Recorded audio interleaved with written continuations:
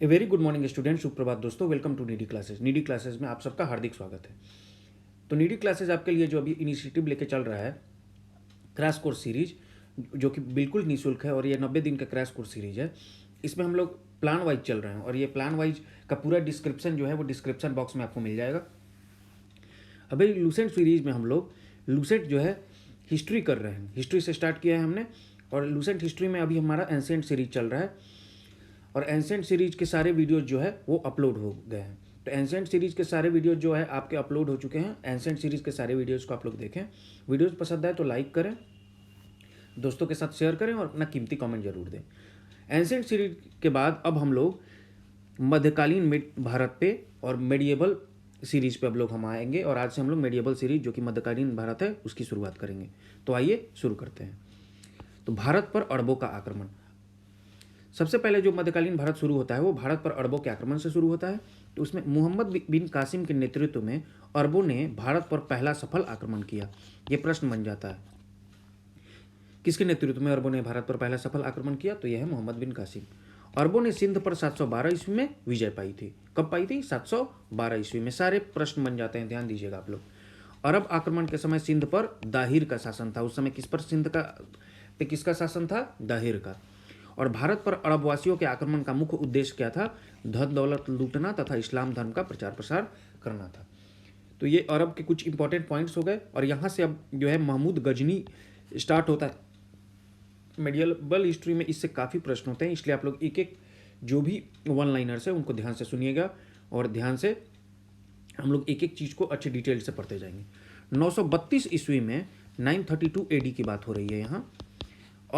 अलबत गीन नाम का एक तुर्क सरदार है। क्या नाम है उसका? अलपत गीन नाम है। तो उसने गजनी साम्राज्य की स्थापना की, ठीक है। और उसकी गजनी साम्राज्य थी और उसकी राजधानी उसने गजनी रखी थी। अलपत गीन की मृत्यु के पश्चात कुछ समय तक गजनी में पीरीती गीन ने शासन किया। तो देखिए, पहले अलपत गीन है, फिर पीरीती गीन है। और इसके शासनकाल में 972 से 977 ईस्वी में, जो कि 5 वर्ष का शासनकाल है, उसी में सर्वप्रथम भारत पर आक्रमण किया गया। तो प्रश्न पूछ सकता है कि सबसे पहले किसके शासनकाल में गजनी साम्राज्य में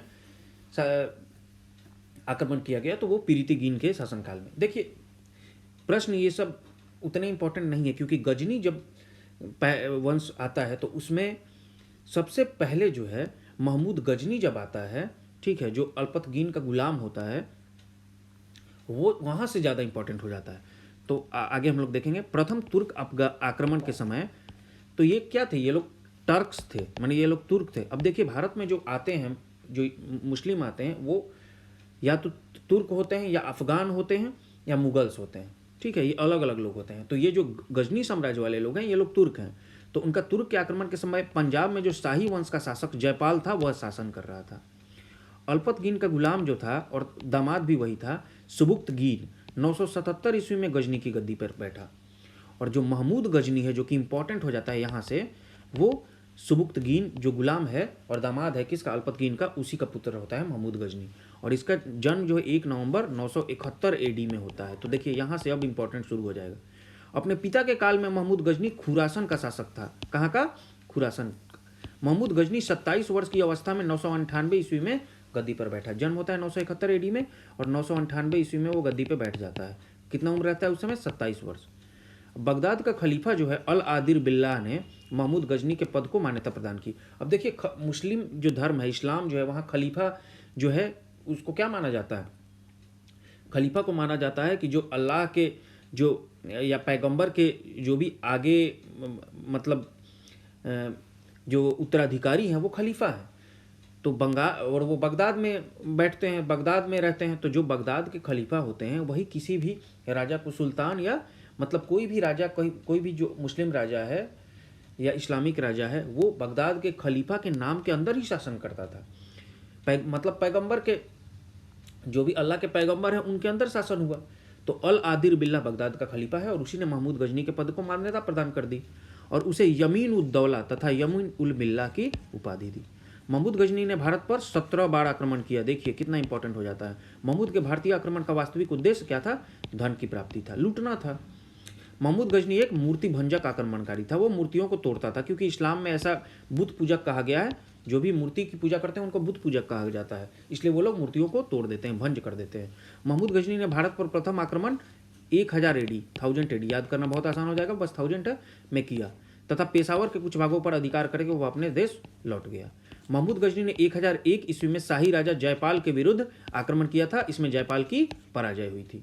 महमूद गजनी का 1008 ईस्वी में नागरकोट के विरुद्ध हमले को मूर्तिवाद के विरुद्ध पहली महत्वपूर्ण जीत बताई जाती है, क्योंकि जब वो नगरकोट में जब वो हमला करता है तो वहाँ मूर्तियों को बहुत मूर्ति भंजन करता है, बहुत मूर्ति तोड़ता है, इसलिए पहली महत्वपूर्ण जीत बताई जाती है गजनी की मूर्तिवाद के विरुद्ध।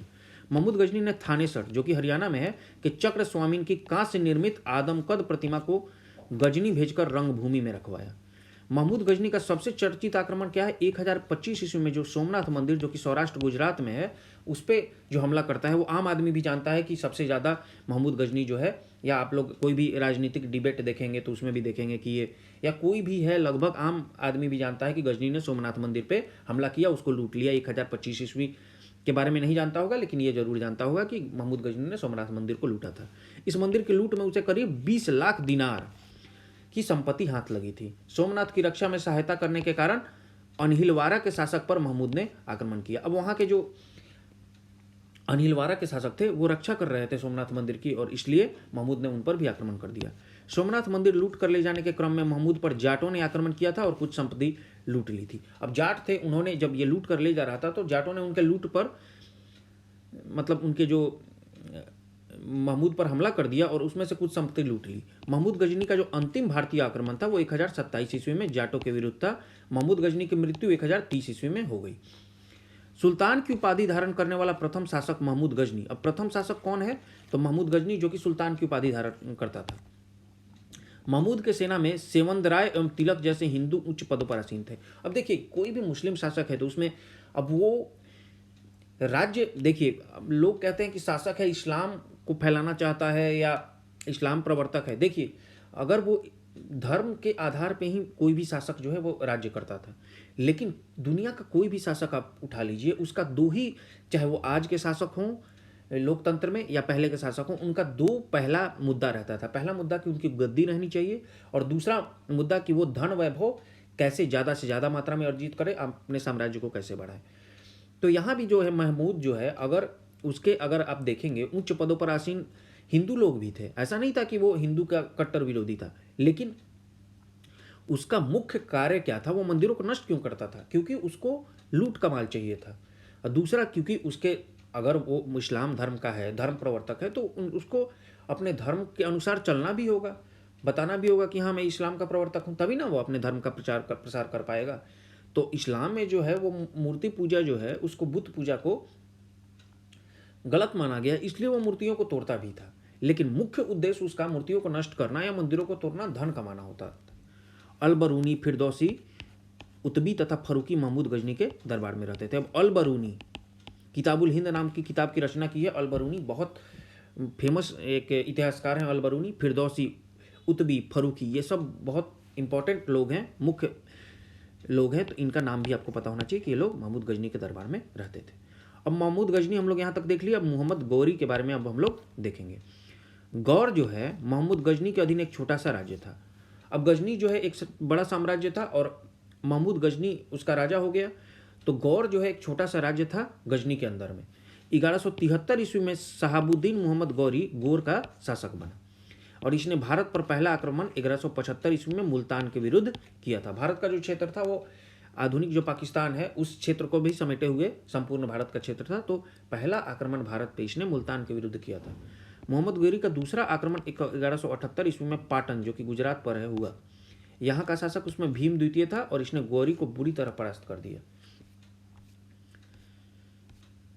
मोहम्मद गौरी द्वारा लड़ा गया प्रमुख युद्ध कौन कौन है वो हम लोग देखेंगे। तो पहला युद्ध जो है वो तराइन का प्रथम युद्ध है 1191 में।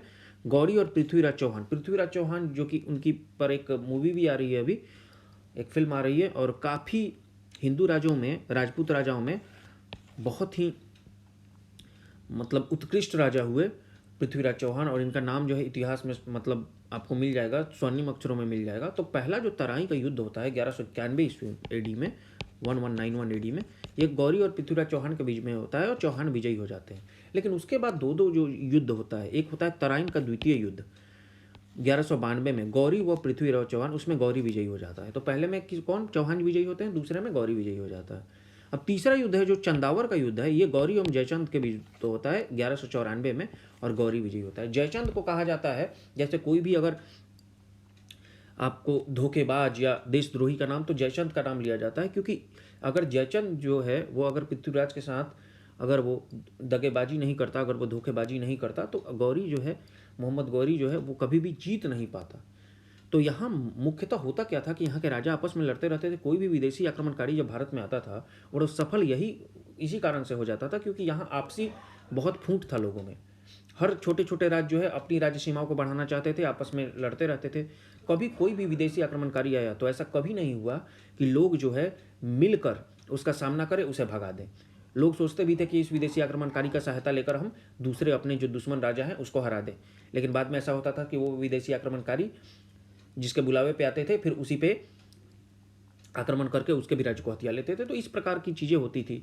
चाहे आप लोग मोहम्मद गोरी के बारे में देखें, गजनी के बारे में देखें, उसके बाद इब्राहिम लोदी को हराने के लिए जैसे बाबर आता है मुगल साम्राज्य में, वो महाराणा ये जो राणा सांगा उनके बुलावे पे आता है। तो यहाँ आप देखेंगे, या और भी जो अफ़गान जो हैं उनके बुलावे पे आता है, जो भी अफ़गान नोबल्स थे या अफ़गान जो भी सामंत थे ये आपके इब्राहिम लोदी के दरबार में, तो उनके बुलावे पे आता है। तो आप देखेंगे कि यहाँ हमेशा इस प्रकार की चीज़ें चलते आ रही हैं। तराइन के प्रथम युद्ध में पृथ्वीराज चौहान का सेनापति कौन था? अस्कंद था।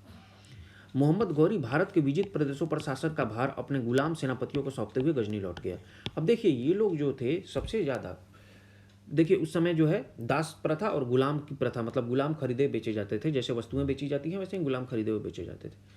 तो ये लोग जो भी सुल्तान होते थे वो अपने गुलामों पर बहुत भरोसा करते थे, उनको पालते थे, पोसते थे, उनकी शिक्षा दीक्षा कराते थे, उनको मतलब जंग लड़ना सिखाते थे, उनको बहुत सारी इस्लाम की शिक्षा देते थे। तो आप देखेंगे कि जैसे एक वंश ही आ गया, गुलाम वंश।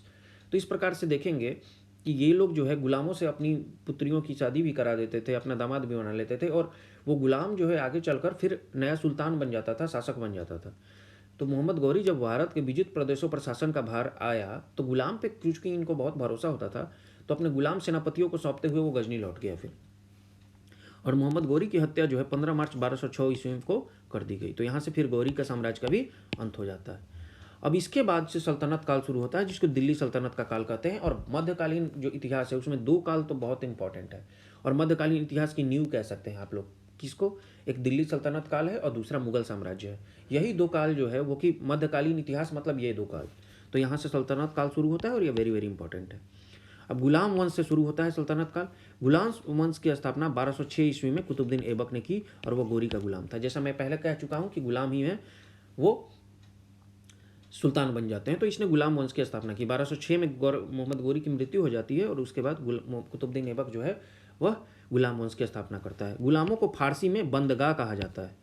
तो फारसी जो है उसमें गुलामों को क्या कहा जाता है? बंदगाह। और इन्हें सैनिक सेवा के लिए खरीदा जाता था। कुतुबुद्दीन ऐबक ने अपना राज्याभिषेक 24 जून 1206 ईस्वी को किया था। कुतुबुद्दीन ऐबक ने अपनी राजधानी लाहौर में बनाई थी। ये सारे प्रश्न हो जाते हैं, इंपॉर्टेंट, याद रखिएगा। कुतुब मीनार की नींव भी कुतुबुद्दीन ऐबक ने डाली थी। देखिए, नींव कुतुब मीनार की कुतुबुद्दीन ऐबक डालता है, लेकिन कंप्लीट उसको नहीं करा पाता है। उसको कंप्लीट दूसरे लोग करा पाते हैं। दूसरी मंजिल, तीसरी मंजिल या ऊपर का जो भी आपका बालकनी का क्षेत्र है वो अलग अलग जो है वो सुल्तान कराएंगे, हम लोग आगे देखेंगे। दिल्ली का कुव्वतुल इस्लाम मस्जिद जो है, हम अजमेर का 2.5 दिन का झोपड़ा, प्रश्न आ जाता है कि कुव्वतुल इस्लाम कहाँ है, तो दिल्ली का है।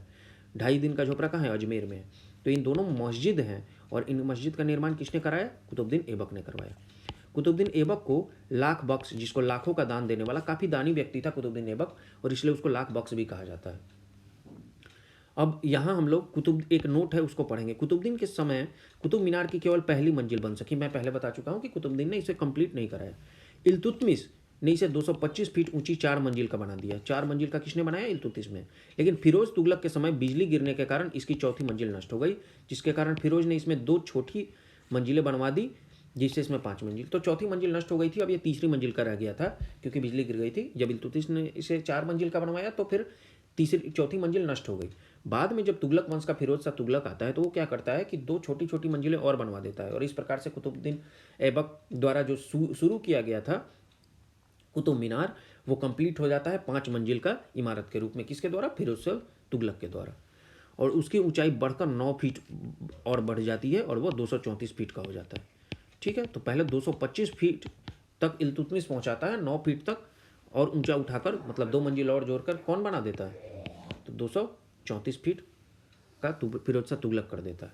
अब एक और टेबल है जो कि मंगोल के बारे में है, उसको पढ़ लेंगे हम लोग। मंगोल चीन के उत्तर में, अब चीन का जो अगर आप क्षेत्र देखेंगे तो चीन का क्षेत्र के जब उत्तर में आप देखेंगे तो मंगोलिया नामक प्रदेश है। आप ठीक है, उलन बतौर करके उसकी राजधानी है, तो आप लोग देख सकते हैं मैप खोल के। तो मंगोल चीन के उत्तर में गोबी के रेगिस्तान के निवासी थे। अब गोबी डेजर्ट जो है, जो गोबी का रेगिस्तान है, वहीं के निवासी मंगोल्स थे। और वह एक घूमने फिरने, अब देखिए चूंकि रेगिस्तान में रहते हैं तो वो क्या है, घूमने फिरने वाली वो अर्ध सभ्य जाति है। क्यों? क्योंकि खाना बदोश होंगे, उनको एक जगह खाना मिलेगा नहीं क्योंकि रेगिस्तान का क्षेत्र है। और उनका मुख्य पेशा जो है घोड़ों और अन्य पशुओं का पालन करना था। और वे बहुत गंदे रहते थे तथा सभी प्रकार का मांस खाते थे। उनमें स्त्री विषयक नैतिकता का सर्वथा अभाव, या यद्यपि माँ का सम्मान करते थे। वे विभिन्न कबीलों में बटे हुए थे और उन्हीं कबीलों में एक जो कबीला था वो 1163 ईस्वी में तेमुचिन उर्फ चंगेज खां का जन्म हुआ, जिसे महान चंगेज द ग्रेट कहते थे। अब देखिए, कबीले के जो लोग होंगे उनको जिंदगी के लिए काफ़ी संघर्ष करना होगा। रेगिस्तान के जो लोग होंगे उनको संघर्ष करना होगा, क्योंकि उनको मैदानी लोगों जैसा सब कुछ आराम से मिलेगा नहीं। तो वो लोग स्वभाव से ही क्रूर हो जाएंगे, स्वभाव से ही संघर्ष करने वाले हो जाएंगे। तो उसी में से एक कबीला जो था वो उस कबीले में चंगेज खां का जन्म हो जाता है। और वो चंगेज खां इतना क्रूर साबित होता है कि उसके बारे में कहा जाता है कि वह जहाँ से गुजरता था वहाँ के से जीवन का नाश कर देता था। मतलब वहाँ के पशु पक्षी, यहाँ पशु पक्षी को भी नहीं छोड़ता था, मानव की तो बात छोड़ दीजिए, मतलब जीवन का विनाश ही कर देता था जहाँ से गुजरता था। और इसी कारण से उसको द एक्कर्स्ड दोनों पुकारा जाता है, श्रापित भी पुकारा जाता है। और इसका पिता जो था वो यूसुफ गाई बहादुर था। तो इसके पिता के बारे में नाम पूछा नहीं जाता है, लेकिन आप लोग देख लीजिएगा। अब हम लोग आगे देखेंगे कि प्राचीन नालंदा विश्वविद्यालय को ध्वस्त करने वाला ऐबक का सहायक सेनानायक बख्तियार खिलजी था। प्रश्न पूछ देता है। ऐबक की मृत्यु 1210 ईस्वी में चौगान खेलते समय, जिसको पोलो बोलते हैं, खेलते समय घोड़े से गिरकर हो गई और इसे लाहौर में दफना दिया गया।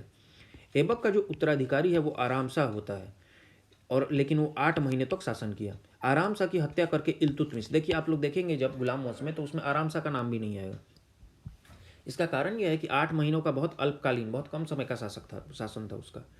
तो आप लोग देखेंगे कि जो मुख्य शासक बना ये कुतुबुद्दीन ऐबक के बाद, वो इल्तुतमिश बना, और वो 1211 ईस्वी में दिल्ली की गद्दी पर बैठता है। 1206 में बैठता है कुतुबुद्दीन ऐबक, और 24 जून 1206 को, और ये 1211 में 5 साल बाद लगभग दिल्ली की गद्दी पर बैठता है। इल्तुतमिश तुर्किस्तान का इलबड़ी तुर्क था। अब ये जो है ये तुर्किस्तान का होता है और ये तुर्क होता है।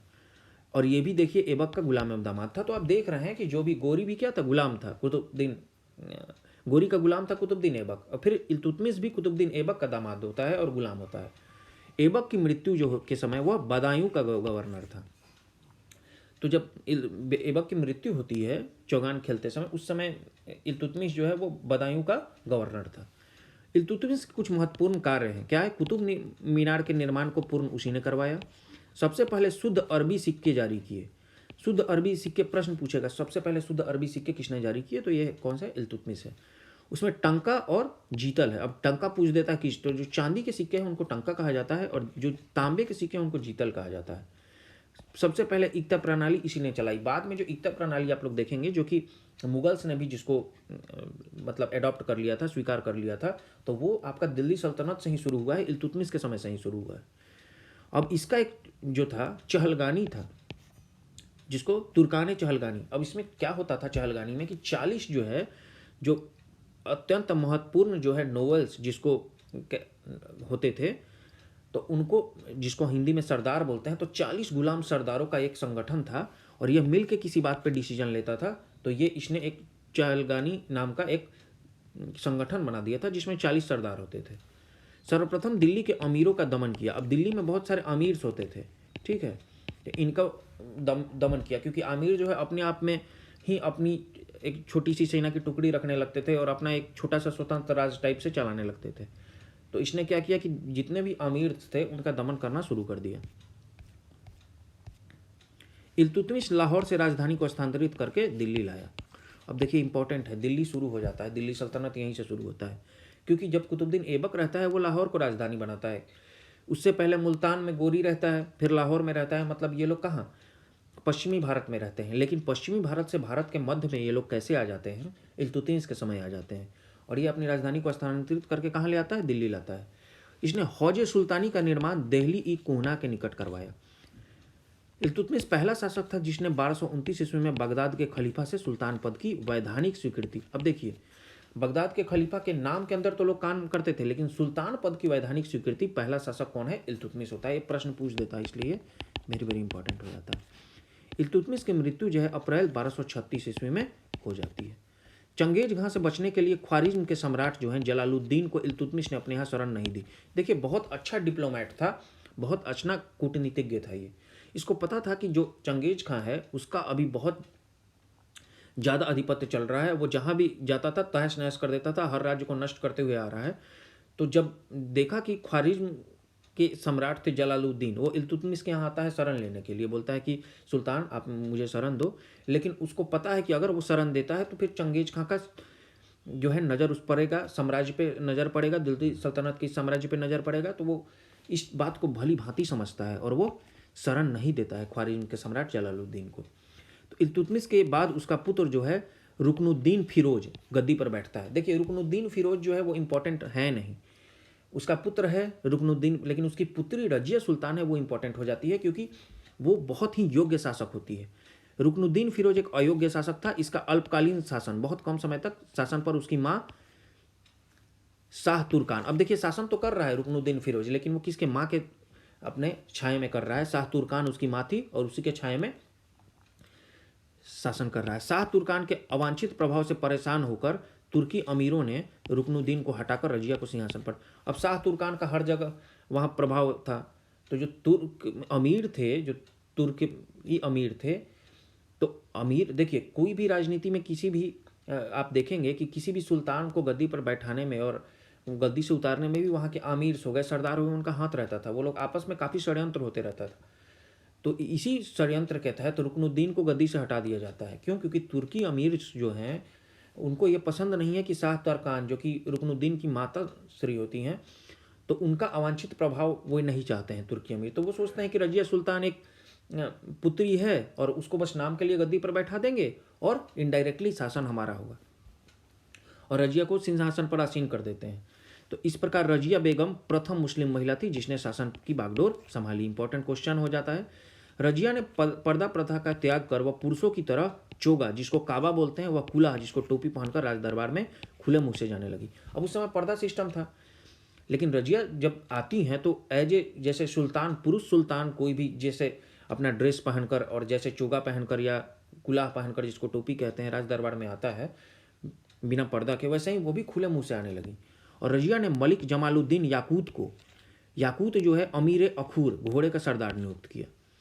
गैर तुर्कों को सामंत बनाने के अब ये के रजिया के प्रयासों से तुर्की आमिर विरुद्ध हो गए। अब तुर्की आमिर जो सोच रहे थे उनके ठीक विरुद्ध कार्य होने लगा। रजिया जो है योग्य शासक थी, अपना खुद से जो है वो निर्णय लेने लगी। वो पर्दा सिस्टम जो है उस समय बहुत इंपॉर्टेंट माना जाता था, उसको पर्दा सिस्टम को एडॉप्ट नहीं मान रही हैं, चोगा पहन के आ रही हैं, कुलाह पहन के आ रही हैं, यहाँ तक कि गैर तुर्क जो कि को सामंत बनाना शुरू कर दे रही हैं। तो तुर्की अमीर जो हैं वो विरुद्ध हो जाते हैं उनके, और उन्हें बंदी बनाकर दिल्ली की गद्दी पर मुइजुद्दीन बहरम शाह को बैठा दिया गया। ठीक है। रजिया की शादी अल्तुनिया के साथ हुई। उसने इससे शादी करने के बाद रजिया ने पुनः गद्दी प्राप्त करने का प्रयास किया, लेकिन वह असफल रही। रजिया की हत्या 13 अक्टूबर 1240 ईस्वी को डाकुओं के द्वारा कैथल के पास, जब वो एक यात्रा पर होती है, उसी समय कुछ डाकुओं के द्वारा 13 अक्टूबर 1240 ईस्वी को डाकुओं के द्वारा कैथल के पास उनकी हत्या कर दी जाती है। और जो बहरम शाह है, जो कि मुइजुद्दीन बहरम शाह, उनको बंदी बनाकर उसकी भी हत्या कर दी जाती है। मई 1242 ईस्वी में कर दी गई। और उसके बाद दिल्ली का सुल्तान अलाउद्दीन मसूद शाह बन जाता है। तो देखिए ऐसा होता ही है, एक सुल्तान की हत्या होती है, दूसरा सुल्तान आ जाता है। तो वैसा ही हुआ, मुइजुद्दीन बहरम शाह को की हत्या हो जाती है, उसके बाद अलाउद्दीन मसूद शाह जो है सुल्तान बन जाता है। बलबन ने षड्यंत्र के द्वारा 1246 ईस्वी में अलाउद्दीन मसूद शाह को सुल्तान के पद से हटाकर नासिरुद्दीन महमूद को सुल्तान बना दिया। अब देखिए नासिरुद्दीन महमूद जो होता है वो बलबन का दामाद होता है। तो बलबन बहुत ही चालाक होता है, बहुत ही चालाक व्यक्ति है, एक चालाक वहाँ का सरदार है उस समय दिल्ली सल्तनत का। और वो क्या करता है कि बहुत ही चालाकी से अलाउद्दीन मसूद को, जो कि सुल्तान अलाउद्दीन मसूद शाह जो था, उसको सुल्तान पद से हटा देता है, ठीक है। और उसके बाद अब नासिरुद्दीन महमूद जो है, जो कि उसका दामाद होता है, उसको सुल्तान बना देता है। अब नासिरुद्दीन महमूद जो है ऐसा सुल्तान था जो टोपी सीकर अपना जीवन निर्वाह करता था। ऐसा माना जाता है कि वो मतलब उनका पेशा क्या था कि टोपी सीना उनका पेशा था। तो ये भी इंपॉर्टेंट प्रश्न हो जाता है, प्रश्न पूछ देगा, क्योंकि कुछ ये अलग हट के बात है ना, तो जो भी अलग हट के बातें होती हैं परीक्षा में पूछ ली जाती हैं। बलबन ने अपनी पुत्री का विवाह नासिरुद्दीन महमूद के साथ किया था। बलबन का वास्तविक नाम क्या था? बहाउद्दीन था। वह इल्तुतमिश का गुलाम था। तुर्काने चहलगामी का विनाश बलबन। अब बलबन समझता है कि देखिए, बलबन जब गद्दी पर बैठता है तो वो समझता है कि अगर मुझे ज़्यादा दिन तक शासन करना है तो सबसे पहले ये सरदारों का जो गुट है इनको ख़त्म करना होगा। क्यों? क्योंकि ये षड्यंत्र करके ही एक सुल्तान को हटा देते हैं, सुल्तान की हत्या करवा देते हैं, फिर दूसरे सुल्तान को ले आते हैं। तो जो जड़ है, जो चहलगामी पद्धति है, इसी को पहले हटाओ। तो ये क्या करता है कि तुर्कान चहलगामी क्या है, इसका विनाश कर देता है बलबन। बलबन 1266 ईस्वी में गियासुद्दीन बलबल के नाम से दिल्ली की गद्दी पे बैठता, पर प्रश्न पूछ देता है। अब यह मंगोलों के आक्रमण से दिल्ली की रक्षा करने में सफल रहा, यह भी इंपॉर्टेंट पॉइंट है। सीरी नामक नया नगर बलबन ने बसाया था। सारा इंपॉर्टेंट एक एक लाइन जो है सारे इंपॉर्टेंट पॉइंट्स हो जाते हैं, ध्यान रखिएगा। राज दरबार में सिजदा एवं पैबोस प्रथा की शुरुआत बलबन ने की थी। अब देखिए, ये बलबन जो है ये काफ़ी बहुत ज़्यादा स्ट्रिक्ट रहता है, बहुत ज़्यादा। तो ये क्या कराता है, अपने लिए अपने आप को बहुत ज़्यादा इंपॉर्टेंस देता है।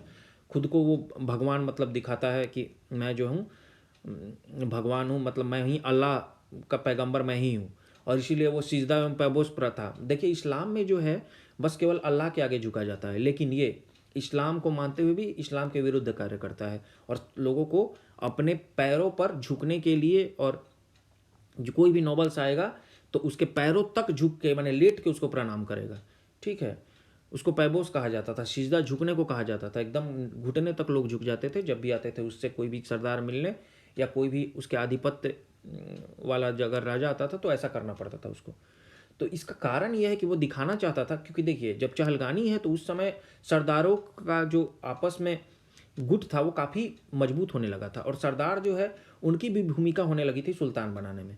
तो जो बलबन आता है पहले तो चहलगानी को ख़त्म करता है, और भी फिर सोचता है कि सरदार जो हैं उनकी भूमिका ऐसे दिखा दी जाए कि उनकी भूमिका बहुत छोटी है, बहुत मतलब निम्न स्तर के हैं वो। इसीलिए जब भी कोई सरदार मिलने आएगा तो वो पूरा झुकेगा, पूरा लेट कर प्रणाम करेगा।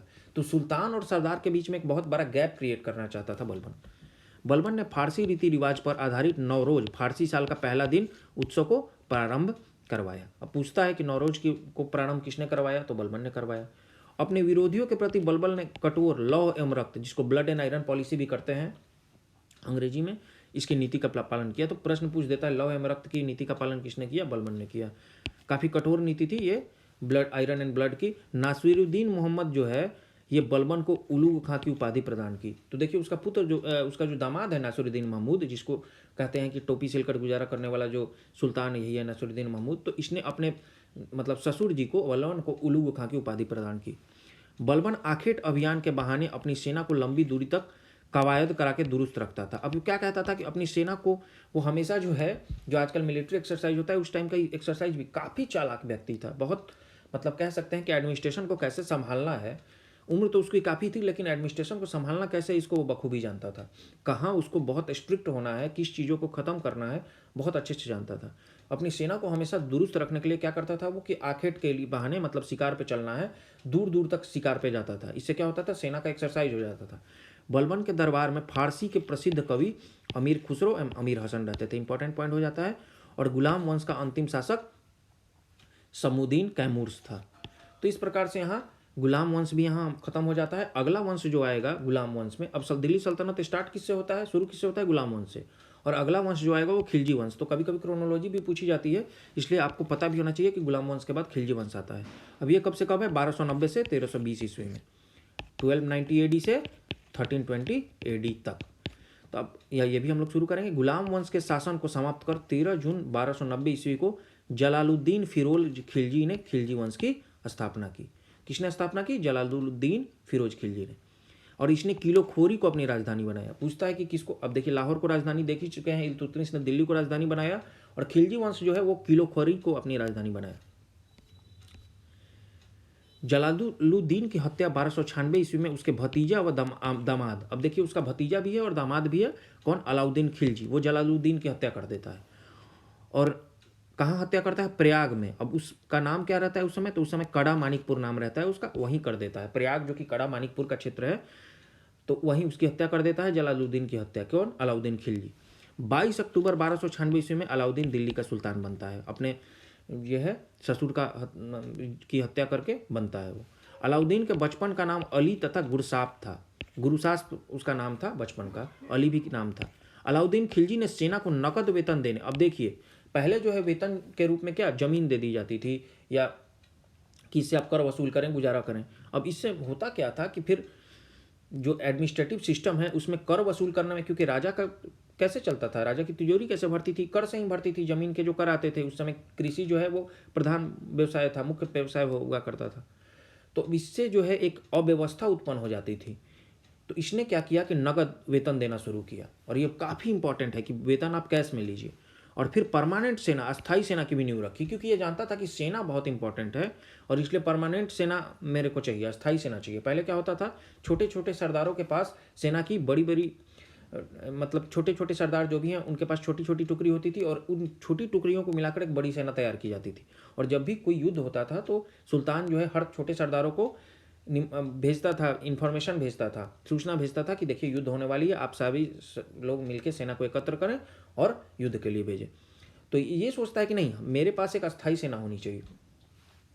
दिल्ली के शासकों में अलाउद्दीन खिलजी के पास सबसे विशाल अस्थाई सेना थी, ये भी प्रश्न पूछता है। अब घोड़ा दागने एवं सैनिकों का हुलिया लिखने की प्रथा की शुरुआत अलाउद्दीन खिलजी, दाग एवं हुलिया प्रश्न पूछ देता है कि प्रथा की शुरुआत किसने की? अलाउद्दीन खिलजी ने की।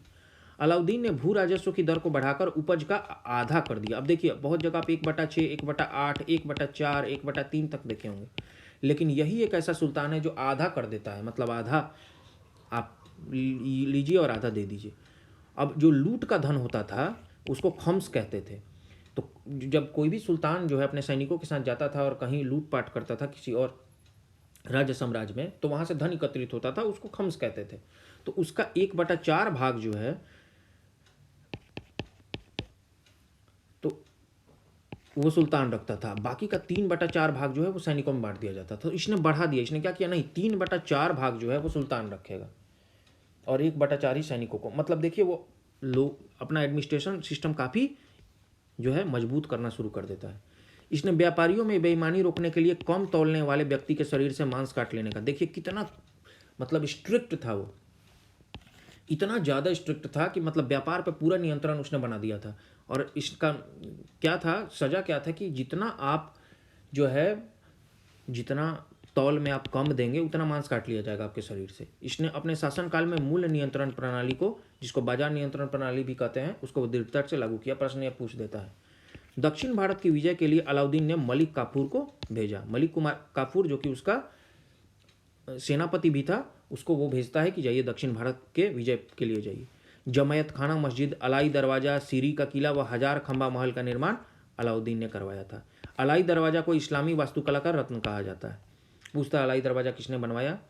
दैवी अधिकार के सिद्धांत को अलाउद्दीन ने चलाया था। सिकंदर ए सानी की उपाधि से स्वयं को अलाउद्दीन खिलजी ने विभूषित किया।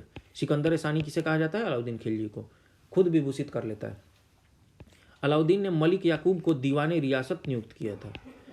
अलाउद्दीन द्वारा नियुक्त परवाना नवीश नामक अधिकारी वस्तुओं की परमिट जारी करता था। वस्तुओं के लिए ये परमिट होता था कि किस वस्तु की व्यापार कहाँ से कहाँ तक होगी, कैसे, तो उसके लिए वो परमिट देता था और उसके लिए एक अधिकारी नियुक्त किया था, उसका नाम परवाना नवीश था। सहनाए मंडी, यहाँ खाद्यान्नों की बिक्री हेतु लाया जाता था। तो देखो कोई भी खाद्यान्न की बिक्री के लिए एक बाजार लगवाता था और उसको सहनाए मंडी कहते थे। फिर सराय ए अदल, अब सराय ए अदल का किसका बाजार होता था? वस्त्र का, शक्कर का, जड़ी बूटी का, मेवा का, दीपक का, तेल एवं अन्य निर्मित वस्तु। तो देखिए अलग अलग खाद्यान्नों के लिए सहनाए मंडी, अन्य वस्तुओं के लिए सराय ए अदल होता था। अलाउद्दीन खिलजी की आर्थिक नीति की व्यापक जानकारी जियाउद्दीन बर्नी की कृति तारीख ए फिरोजशाही। प्रश्न पूछता है तारीख ए फिरोजशाही की रचना किसने की है? तो इसका उत्तर है जियाउद्दीन बर्नी ने की है। और इसमें अलाउद्दीन खिलजी की जो इकोनॉमिक पॉलिसी है, आर्थिक नीति है, उसकी व्यापक जानकारी मिलती है। खजाइनुल फतूह, जो खजाइनुल फतूह कौन है? अमीर खुसरो। अमीर खुसरो अलाउद्दीन खिलजी के दरबार में है। तो खजाइनुल फतूह रिहला रिहला इब्न बतूता के द्वारा लिखा गया है, एवं फुतुहस लातीन किसकी है, इसामी की कृति है। तो ये पूछ देगा, 3 पॉइंट्स अलग अलग हैं, आप ध्यान से देख लीजिए इसको। मूल्य नियंत्रण को सफल बनाने में मुहतसिब, जिसको सेंसर बोलते थे, एवं नाजिर, नाप तौल अधिकारी की महत्वपूर्ण भूमिका थी। तो अब बाजार नियंत्रण जो है उसमें मूल्य नियंत्रण को कैसे सफल बनाते थे, इसके लिए इसने 2 अधिकारी रखे थे। एक नाप तौल का अधिकारी है जो कि नाजिर है, और एक सेंसर का अधिकारी है जो कि मुहतसिब कहलाता था। राजस्व सुधारों के अंतर्गत अलाउद्दीन ने सर्वप्रथम, अब देखिए ये लैंड रिफॉर्म्स भी लेके आता है, राजस्व सुधार भी लेके आता है।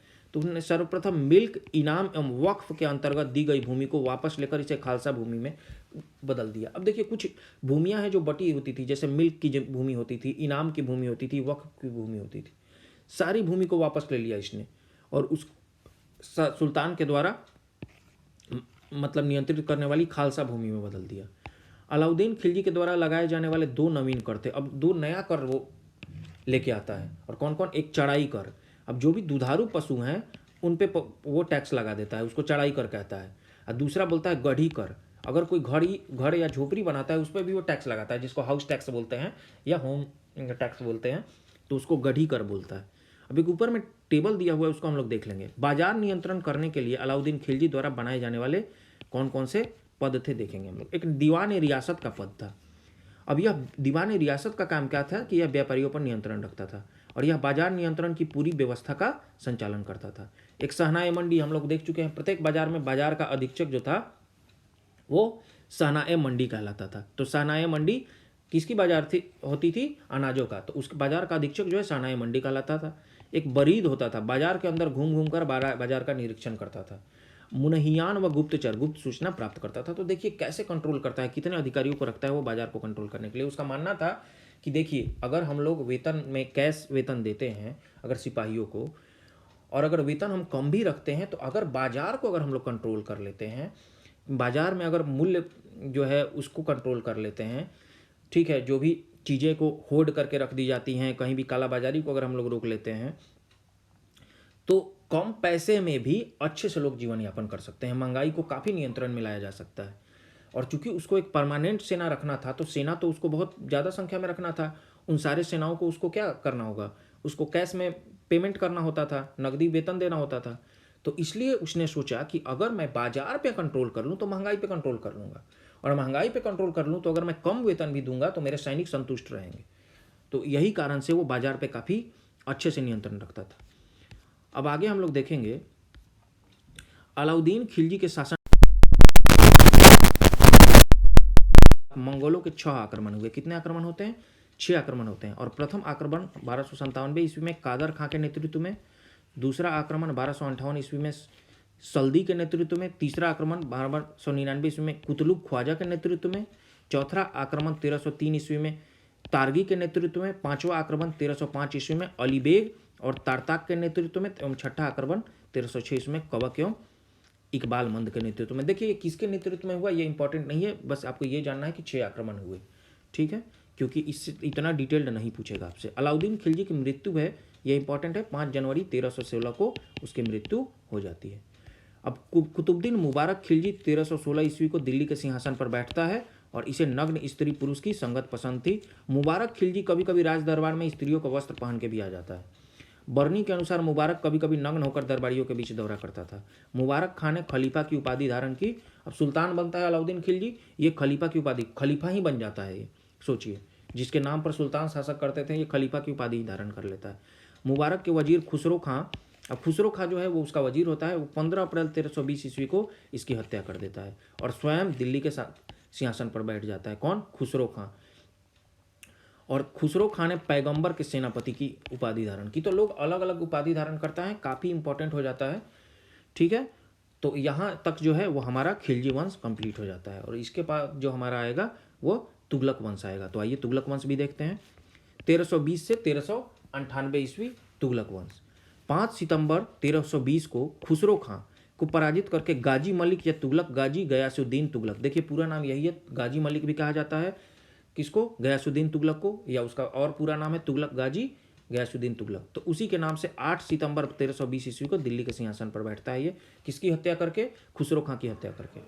अब गयासुद्दीन ने अलाउद्दीन के समय में लिए गए अमीरों की भूमि को पुनः लौटा दिया। लिबरल